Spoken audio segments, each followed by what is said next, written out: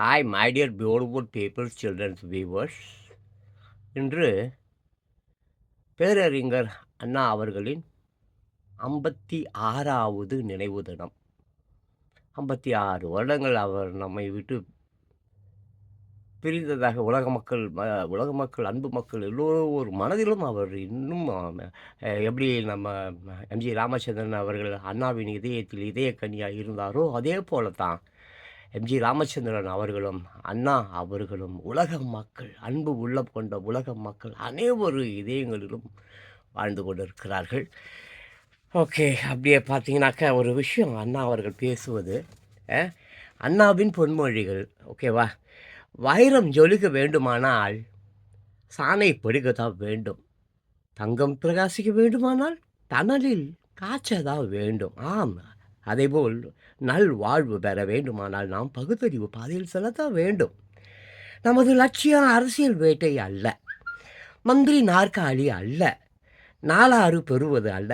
நமது மூதாதையர் ஆண்ட நாட்டை மீண்டும் பெறுவது, புதிய அரசை அமைப்பது, அதுதான் நம்முடைய நோக்கம்.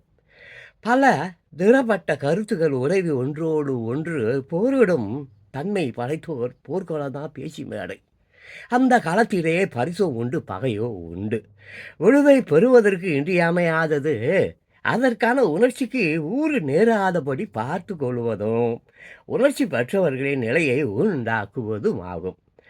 கெட்ட பொருள், குப்பை, கூலம், காற்று பொருள் இவற்றிடம் தீண்டாமை அனுஷ்டிக்க தான் வேண்டும். ஆனால் பல கோடி மக்களை, தாய் நாட்டு வரை, மூதாதையர் காலம் முதல் நம்முடன் வாழ்ந்து வருபவரை தீண்டமாட்டோம் என்று கூறுவது அறிவு உடை ஆகுமா? ஜாதி இது ஒழிய வேண்டுமா வேண்டாமா என்பதுதான் இன்றுள்ள கேள்வி. பாலாய் போன ஜாதி பேச்சு ஆரம்பமாகி விட்டதா? எந்த ஜாதியாக இருந்தால் உனக்கு என்ன ஐயா? இது இந்த கேள்விக்குரிய பதில் அல்ல, ஜாதியை நிலை நாட்டுவதற்குரிய தந்திரம். ஒரு நிமிடம் ஆராய்ப்பு ரெஸ்ட் இன் பீஸ் சொல்லிக்கொள்ளலாமா? தேங்க்யூ.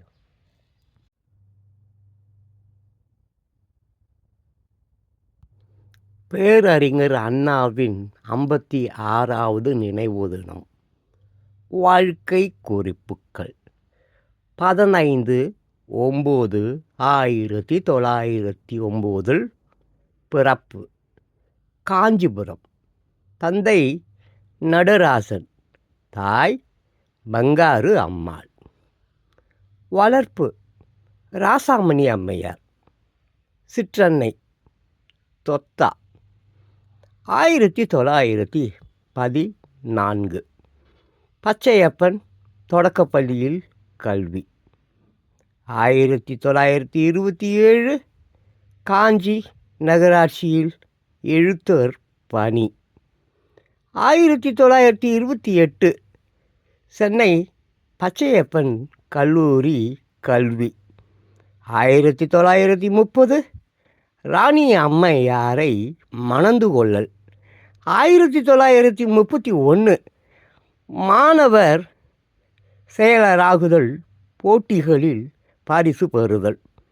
1931 பெண்கள் சமத்துவம் எனும் முதல் கட்டுரை தமிழரசு இதழில்.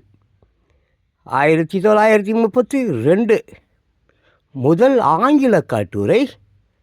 1933 காங்கேயம் செங்குந்தர் இளைஞர் மாநாட்டில் முதல் பொழிவு. 11/2/1934 முதல் சிறுகதை கொக்கரக்கோ ஆனந்த விகடனில் வெளியாதல். 1934 முதுகலை பட்ட படிப்பில் தேர்ச்சி. 1936 பாலபாரதி ஆசிரியர் பொறுப்பு.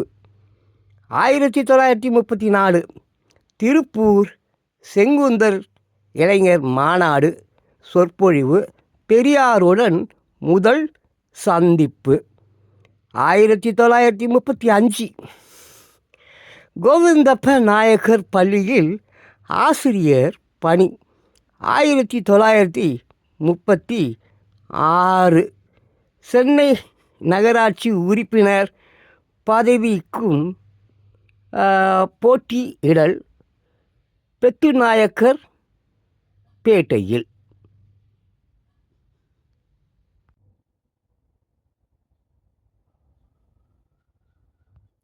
1936 பெரியாருடன் வடார்காடு மாவட்ட சுற்றுப்பயணம்.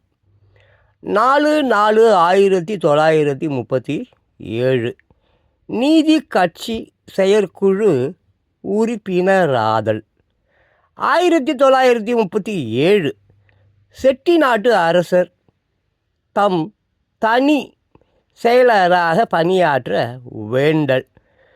9/12/37 முதற் கவிதை காங்கிரசு ஊழல் விடுதலையில் வெளிவாரல். 1937 நவயுகம் விடுதலை குடியரசு இதழ்களில் துணை ஆசிரியர் பொறுப்பு. 2/9/38 முதல் மடல் பரதன் பகிரங்க கடிதம் விடுதலையில் வெளிவாரல். 26/9/38 இந்தியை எதிர்க்க மக்களை தூண்டியதாக 4 மாத வெறும் காவல் தண்டனை. ராணியம்மை வாழ்த்துச் செய்தி குடியரசு விடுதலை. 13/1/39 இந்தி எதிர்ப்பில் உயிர் நீத்த தாளமுத்து நடராஜன் இரங்கல் கூட்டத்தில் உரை. 18/1/39 தமிழர் திருநாள் விழாவில் டாக்டர் சி. நடேசனார் பட சிறப்பு சென்னை. 10/2/39 சென்னை கிறித்துவக் கல்லூரியில் இந்தி எதிர்ப்பு உரை. 7/1939 முதல் குரு புதனம் கோமணத்தின் கோபம் குடி அரசு.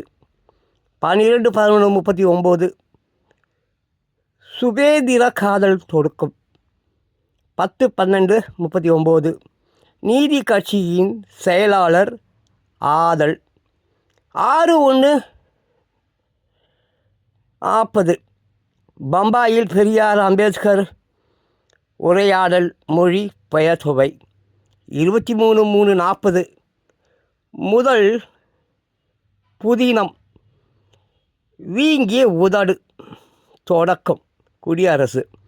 2/6/40 காஞ்சியில் திராவிட நாடு பிரிவினை தீர்மானத்தை கொணரல்.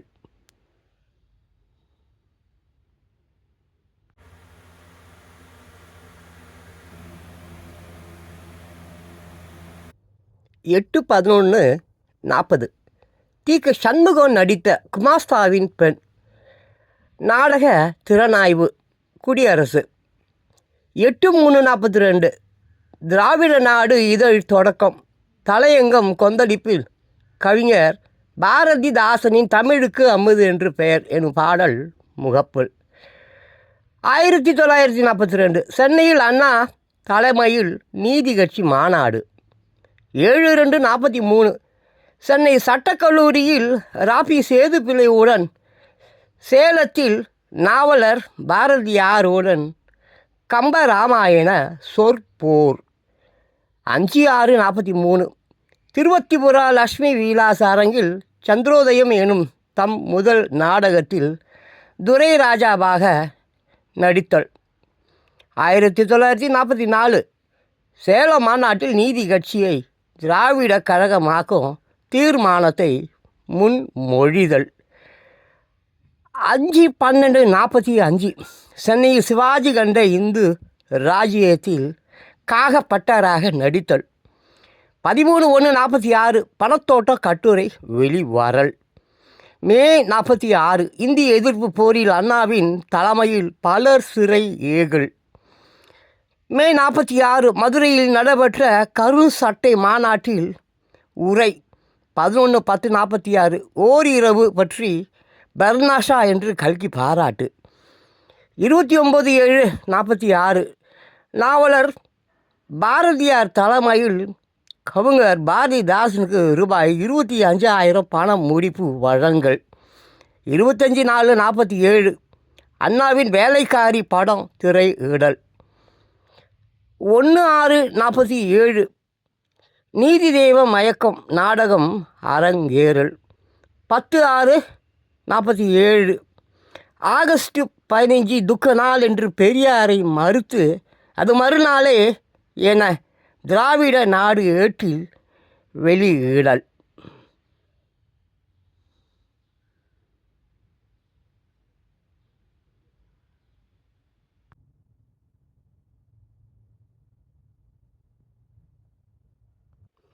பதினேழு 8/47 தஞ்சையில் நடைபெற்ற வேலைக்காரி நாடகத்திற்கு தலைமை ஏற்ற திரு வே.ர.வையும் NSK-ஐயும் பாராட்டல்.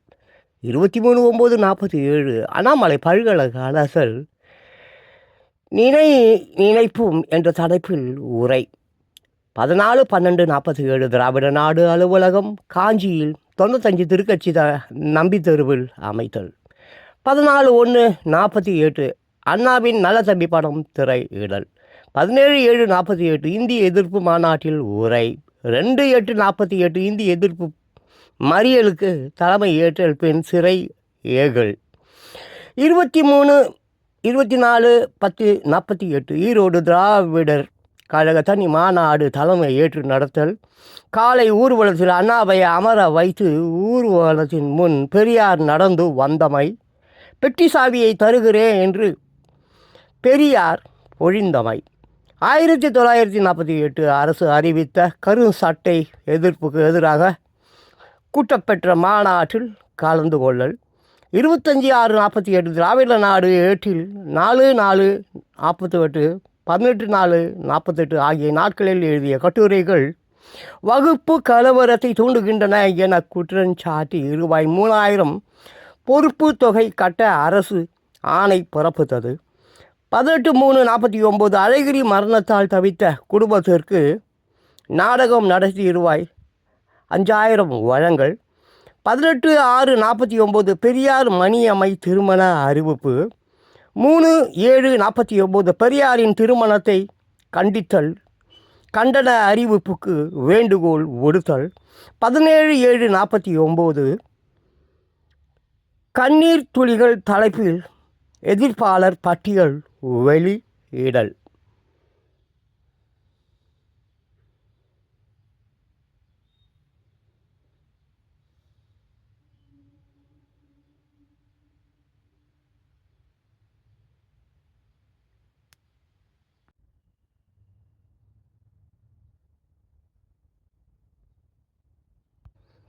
பத்து 8/49 மாலை மணி நாளிதழ் ஆசிரியராதல்.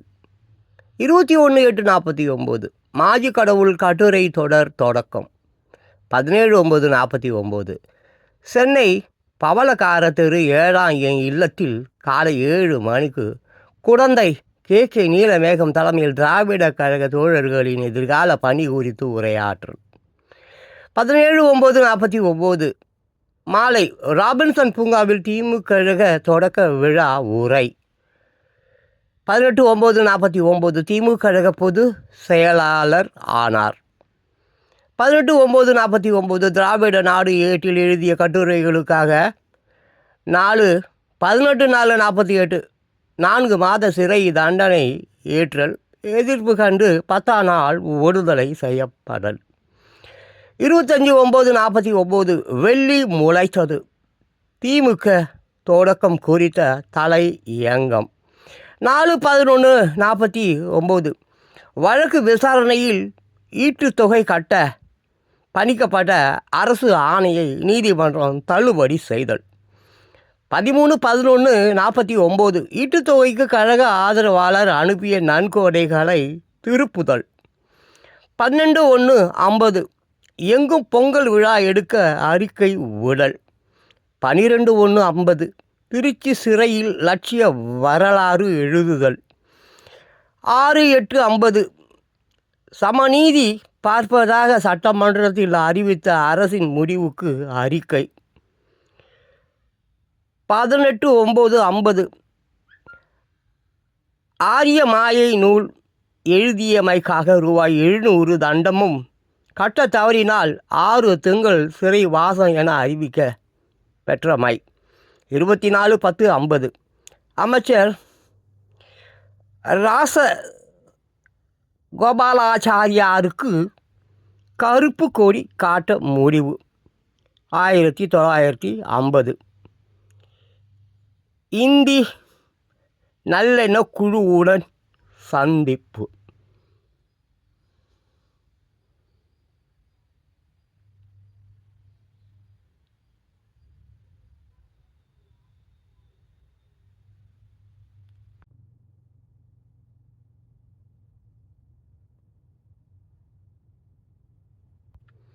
இருபது 1/51 திருச்சி உழவர் கிராம ஒன்றிய மாநாட்டில் உரை.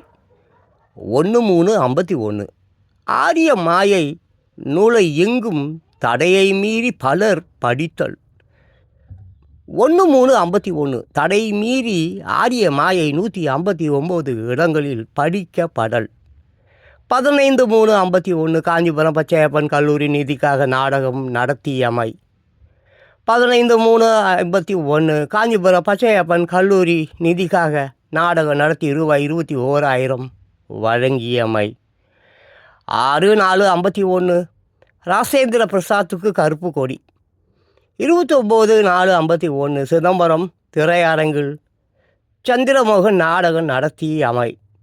13/8/51 சார் தியாகராயர் கல்லூரி உதவி நிதிக்காக நம் குழுவினருடன் நீதி தேவன் மயக்கம் நாடகம் நடத்தியமை.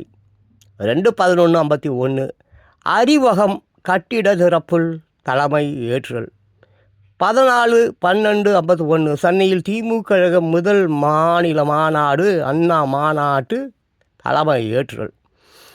12/3/52 வடநாட்டு ஆளுநர் நியமன கண்டன கூட்டத்தில் ஆளுநரை மக்கள் தேர்ந்தெடுத்தல் வேண்டுமென்று கோரியமை. 6/4/52 கழக இளைஞர் மஜித் கொலை செய்யப்பட்டமைக்கு நீதி கோரல். 1/8/52 இந்தி எதிர்ப்பு அறப்போர். 28/8/52 ராயலசீமா பஞ்ச நிலைக்கு அண்ணா நன்கொடை அனுப்பியமை. 1953 கைத்தறி நெசவாளர் துயர் துடைக்க திருச்சியில் துணி விற்றல். 25/4/53 திருச்சி மாநாட்டில் காதல் ஜோதி அரங்கேற்றல். 28/4/53 புயல் நிவாரண நிதியாக ரூபாய் 27,000 வழங்கல்.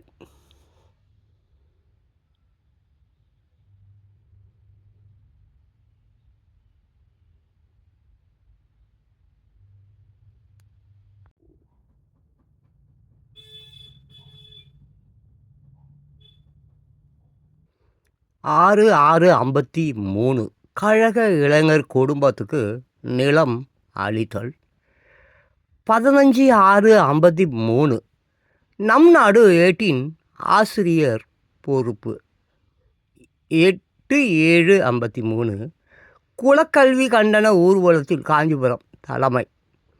13/7/53 குலக்கல்வி ரயில் நிறுத்தல் கள்ளக்குடி இம்மூன்றையும் உள் அடக்கிய மும்முனை போராட்டத்தை தூண்டியதாக கைதாதல் 3 மாதம் சிறை செல்லல்.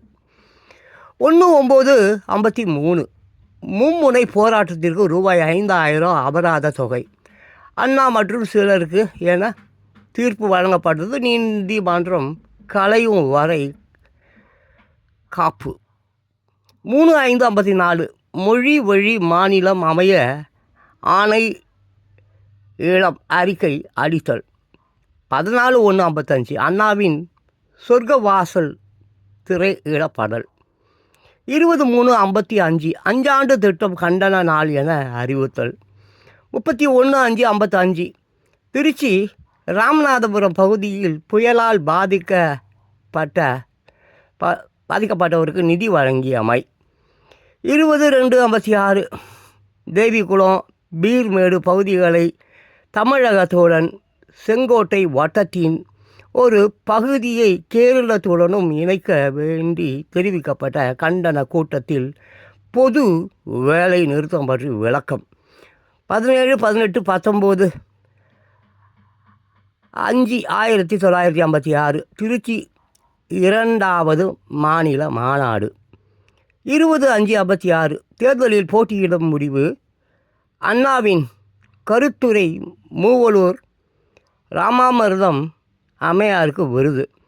11/3/57 தேர்தல் முடிவு அறிவிப்பு. அண்ணா வெற்றி பெறல். 9/6/57 ஆங்கில வார இதழ் தொடங்கல். ஹோம்லேண்ட் 7/7/57 எதிர்க்கட்சி துணை தலைவராக அண்ணா உரை ஆற்றல்.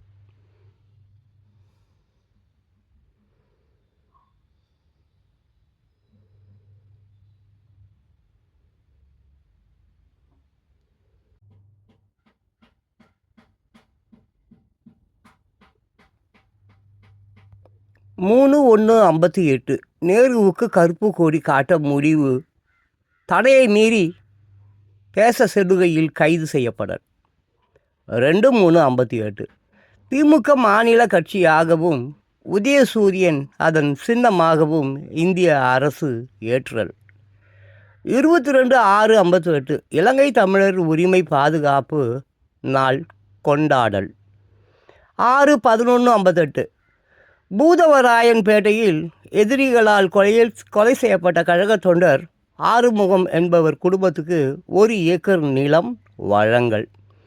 24/4/59 சென்னை மாநகராட்சி பொறுப்பை திமுக ஏற்றல்.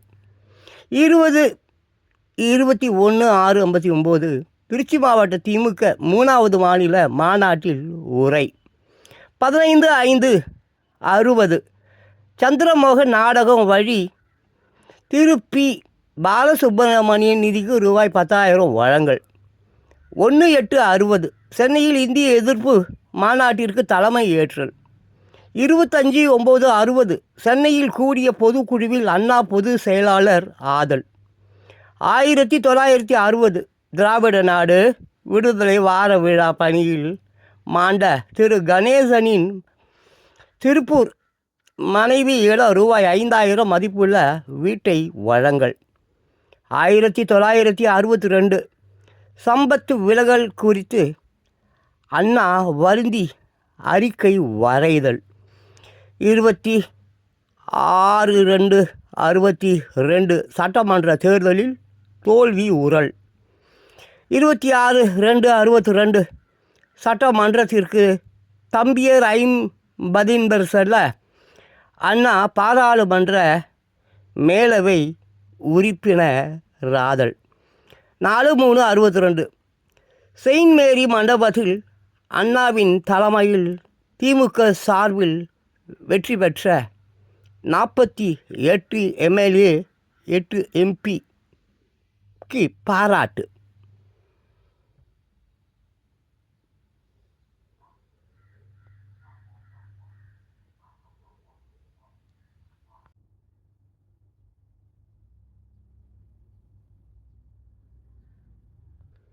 இருபது 4/62 டெல்லி மாநிலங்களவை உறுப்பினராதல். 1/5/62 டெல்லி மாநிலங்களவையில் முதல் சொற்பொழிவு. 10/6/62 நெசவாளர் மீது விதித்த வரி கொடுமை கண்டன ஊர்வலம் நடத்தியவை அண்ணா கைதாதல். 19/7/62 வேலூரில் விலைவாசி உயர்வை கண்டித்து நடந்த மறியலில் கைதாதல். 2/8/62 அண்ணா தம் மீது தொடரப்பட்ட வழக்கில் தாமே வாதாடல். 3/8/62 விலைவாசி உயர்வு போர் வேலூர் சிறையில் 10 வாரம். 2/12/62 சென்னையில் போர் நிதி திரட்டல். 9/12/62 இந்திய சீன போர் பற்றிய வானொலி உரை. 1962 ஹோம் ரூல் இதழ் தொடக்கம். 7/1/63 சீனர்களின் ஆதிக்க வெறி குறித்து சென்னை வானொலியில் ஆங்கில பேருரை. 25/1/63 மாநிலங்கள் அவையில் பிரிவினை தடை மசோதா மீது உரை. 1963 மக்கள் பரிமளம் இளங்கோவன் திருமணம். 3/11/63 கட்டாய இந்தியை எதிர்த்ததால் அமைந்த கரையில் கைதாதல். 17/11/63 கட்டாய இந்தி 17வது மொழி பிரிவு சட்டம் எரித்ததில் அன்றே கைதாகி 6 மாதம் சிறை தண்டனை ஏற்றல். 2/12/63 இந்தியை புகுத்தும் சட்டம் பிரிவை எரித்தல். 10/12/63 6 மாத கடுங்காவல் தண்டனை பெறல். 8/1/65 குடியரசு நாளை இந்தி எதிர்ப்பு நாளாக கூறு. 17/1/65 இந்தி எதிர்ப்பு மாநாடு. 26/1/65 துக்க நாளாக கொண்டாடியமைக்காக கைது. 29/1/65 விடுதலை ஆதல்.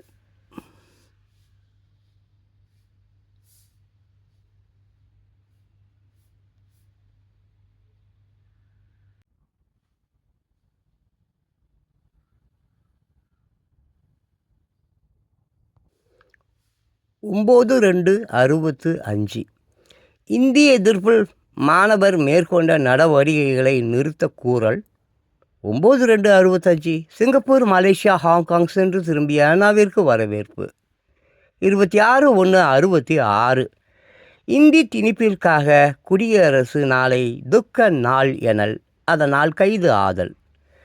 31/12/66 1/1/67 சென்னை மாவட்ட மாநாட்டில் அனைத்து கட்சி தலைவர்களையும் ஒரே மேடையில் அமர வைத்தல்.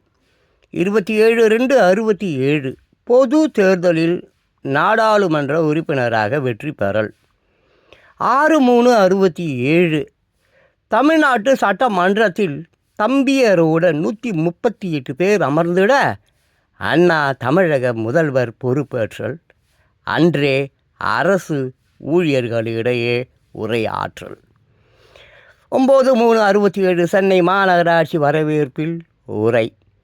14/3/67 முதல் அமைச்சராக வானொலியில் உரை. 13/3/67 சட்டமன்ற வளாகத்தில் உறுதிமொழி கூறி பதவி ஏற்றல். 16/3/67 இந்தி எதிர்ப்பில் கைது செய்யப்பட்டவர்களை விடுதலை செய்தல். 11/4/67 தலைமை அமைச்சர் இந்திராவை சந்தித்தல். 14/4/67 சென்னை அரசு தமிழ்நாடு அரசு என பெயரிடப்பட்டு செயின்ட் ஜார்ஜ் கோட்டை தமிழக அரசு தலைமை செயலகம் என மாற்றி செய்தி பலகை அமைத்தல். 22/4/67 சட்டப்பேரவை உறுப்பினராக தேர்ந்தெடுக்கப்படல். 26/4/67 மேலவை உறுப்பினராக பதவியேற்றல். 9/5/67 அண்ணாவின் அரசால் ஆகாஷ்வாணி வானொலி என வழங்கப்படல். 15/5/67 ரூபாய்க்கு 1 படி அரிசி வழங்கல்.